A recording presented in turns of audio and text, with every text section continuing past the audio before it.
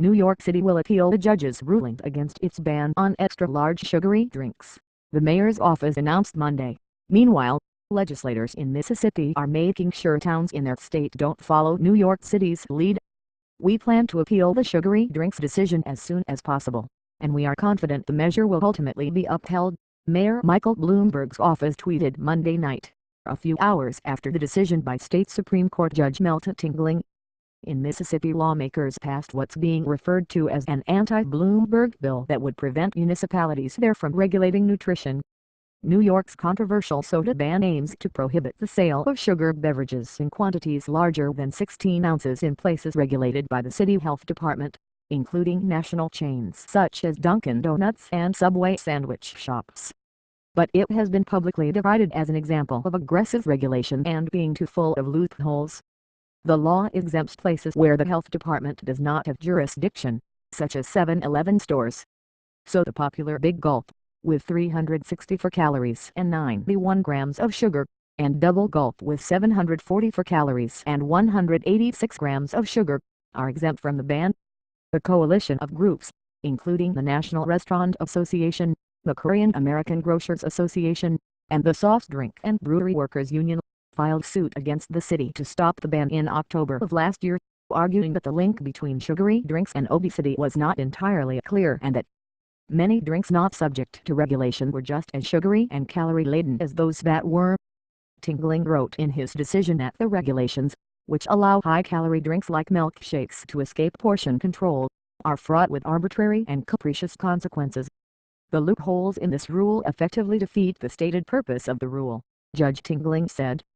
Tuesday morning, Bloomberg appeared at a Manhattan restaurant and held aloft a 64-ounce cup of sugary soda. "If you drink 800 calories of full sugary drink, you are as hungry as before," Bloomberg said, according to news reports.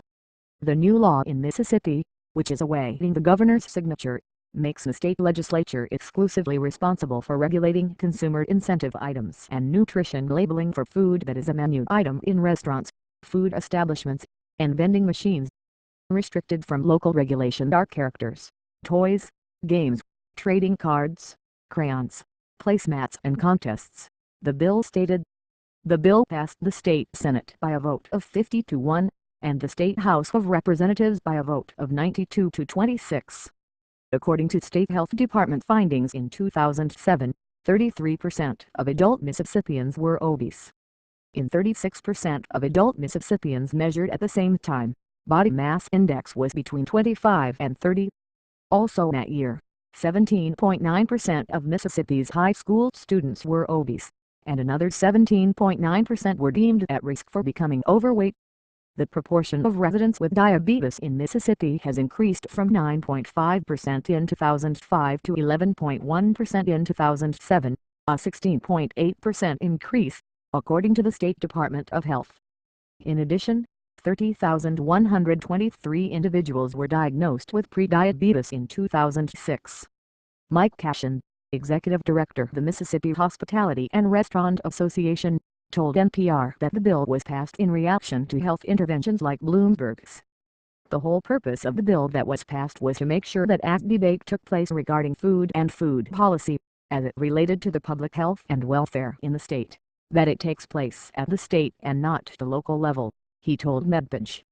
"Today, we want to make sure that any policy can be implemented uniformly and consistently in the state.